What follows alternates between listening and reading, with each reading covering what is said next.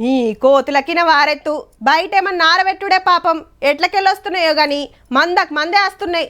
అరే రే ఏడికెళ్ళి మోపైనాయి రే నాయనా. Shoe shoe మొన్ననే సదిరిచ్చిన మళ్ళా గూనె పెంకలన్నీ పీకి పడేవట్టే. చిన్న గా దుఃఖనం పోయో పాల ప్యాకెట్ అందుకరాపోరా. అబ్బో నేను పోను, ఆడ కోతులకు పడుతున్నాయి. ఇగో ఇట్లుంటది కోతులతోని పబ్లిక్ తండ్లాట. గందుకే కోతులు కానొస్తే తరుముతుంటారు. కానీ గీడేం చేసిండ్రు చూడుర్రీ. కొసపానంతోని ఉన్న కోతికి ఊపిరి పోస్తుర్రు అన్నలు. నారాయణపేట జిల్లా మక్తల్ తహసీల్దార్ ఆఫీస్ కాడ కరెంటు షాక్ కొట్టి పడిపోయిందట.